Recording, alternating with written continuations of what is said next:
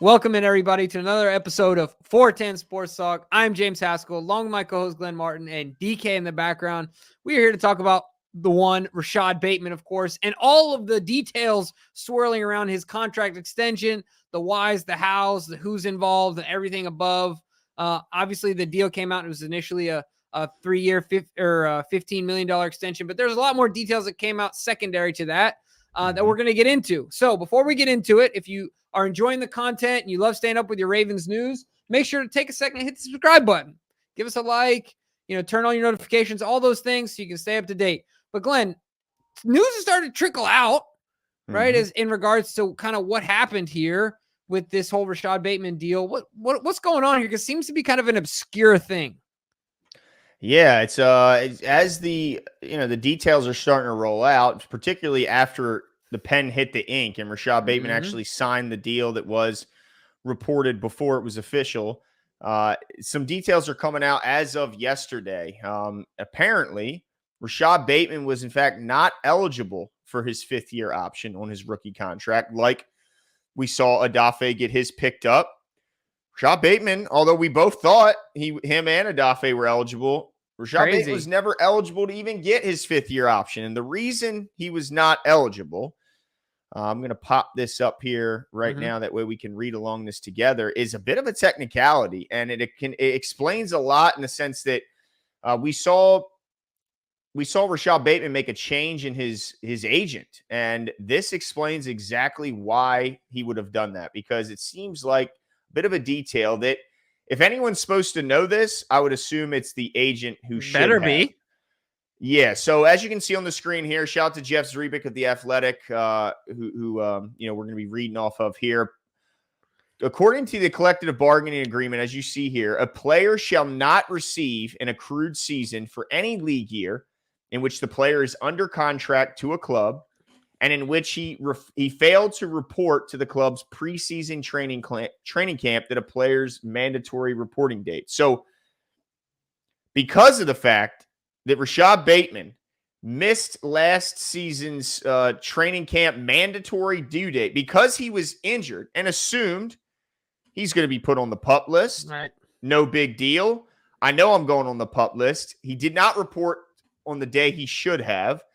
It made him ineligible because he did not receive an officially accrued season for that league year, which is absolutely incredible to me. So am I wrong? So even though he showed up a few days later, participated in as much camp as he could other than the days he missed because he was banged up, but then played most of the season, right? Like he was out there for most of the year. So even though all those things are true, because he was a couple days late and missed that mandatory reporting date that all players had to be here, it didn't account as an accrued season. Yeah. Whew. Crazy. I mean, it's crazy that something so minuscule could throw the things off with his contract, but that's why contracts are written up, right? That's why there are boundaries to them and otherwise. So I'm glad that Rashod Bateman did the right thing by firing his agent, because like you said, Glenn, if somebody should be on top of this, it's probably his agent. I mean, he was, of course, the one that fumbled the ball, because I don't think it's your employer's job to say, hey, you need to come to work when you're on the schedule. Like, you're on the schedule, dude, come to work. Or, So I don't really put the onus on the Ravens, or the idea that the Ravens like, oh, we're trying to get out of this one. That's obviously not the case. They noticed. Do you think like I doubt John would have I doubt John was like, definitely on the bottom. He's gonna miss out on that 5th year. Like, no, I don't think that's something didn't even John's hit his mind. about. Right. Yeah, and there's probably a million other things that Eric's thinking about as well. Not that Eric doesn't know the rule, but he's probably thinking about a ton of other things. Who knows? He might have just been surprised by the time things started. Oh, shoot, Rashod's not here. Oh, no. You know what I mean? And then it was already too late. Yeah. Type thing. And maybe they called him anyway and said, hey, what's going on here? Right? Like, just so you know, this is the situation.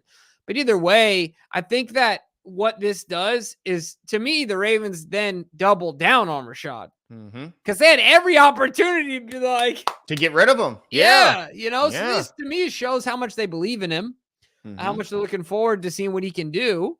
And it's I think it's a double down. It's a reaffirmation to him that the Ravens believe in him. You know, they just want But him to get healthy. it's also a bit of a win-win, right? Like the Ravens are getting him for less money than if he would have stuck around and gotten that 5th-year option by simply, I mean, it was his error and his agent's error, but they're benefiting from it. There's no doubt about it. But the good news is for the player is he gets an extra year that he would have maybe otherwise not gotten, and who knows how that helps his career. But if he would have not, if the Ravens had not extended him, he would have been a restricted free agent after this upcoming season. And so the Ravens would have, likely just tendered him like they do for any restricted free agent. And looks like shout to Cole who tweeted this out and was able to organize some numbers for us here. He would have gotten a 2nd-round tender. So it looks like ultimately the Ravens are winning, and I guess to some degree Bateman is as well. But if he would have hit, let's say he would have had a monster breakout season this year, he lost money, right? Like if under those, that hypothetical, if he had a monster breakout year, would have gotten that 5th-year option, which is that 5th-year option can change due to your success. Like it's not like a slotted amount for the spot he's drafted. It goes up depending on your level of success. So if he would have had a breakout year and earned himself maybe a second contract, he could have made more money, right? At least in theory. Yeah, I mean, that's a great point, and that's a fair assessment. So yeah, could have made a couple more dollars. And like you said, it's kind of win-win. DK saying he just lost all leverage with the tardiness to camp. Yeah, that's a good point, right? Like it was just a leverage game. 14 million should have been his floor. Yeah, that's fair. Yeah, that's instead a good point. They get him 3 years for a total of 15. What a bummer. Can you imagine? I don't know if this ever happened to you guys. You're like sitting at dinner somewhere, hanging out with your friends and family, and all of a sudden it dawns on you that you're supposed to be in a meeting somewhere that is incredibly important. Been there, brother. Dude. Oh that feeling of sinking. It's the worst. And this is with millions of dollars on the table. Millions of dollars. How long do you think it took him to fire his agent? Like, was it like, wait a minute. What? Like, did they even get off that conversation? Right. Oh, by the way, you're fired. Right. And I got to go figure this out, but you're fired. Right. That's step one. Yeah. Holy smokes. Wild I wonder stuff. if that was a big time. I guess I'd have to look in to see if he had like a.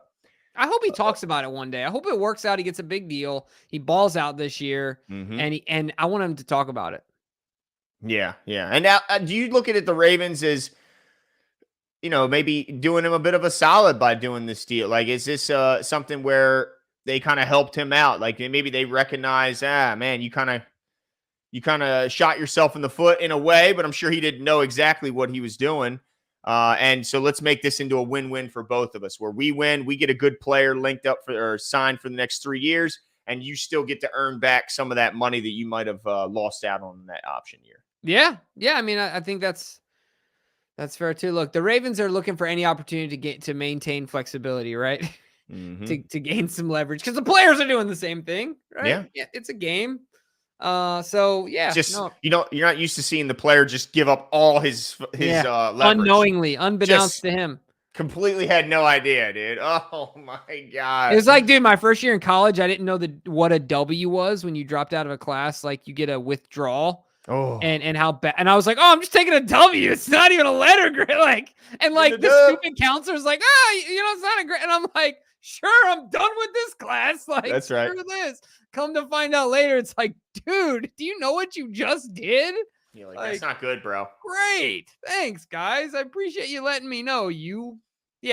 Counselor, you're fired. Like, yeah, I think I'm not just firing my agent. I think I'm driving over his house and I'm egging it. I mean, I'm egging his house with a couple dozen. Okay. Yeah, you gonna pee on his car? I mean, I'm putting peanut butter and jelly on his windshield. Okay. Good luck cleaning that off. Some molasses. Easy. Yeah, it ain't easy, dude. It ain't easy. That's awesome. Well, let us know what you guys think about the whole scenario. Obviously, I'm glad that Rashod Bateman is here and that the Ravens believe in him, and we're looking forward to seeing what he can do, and more than anything, staying healthy. But leave all your comments below, and we'll talk to you guys soon.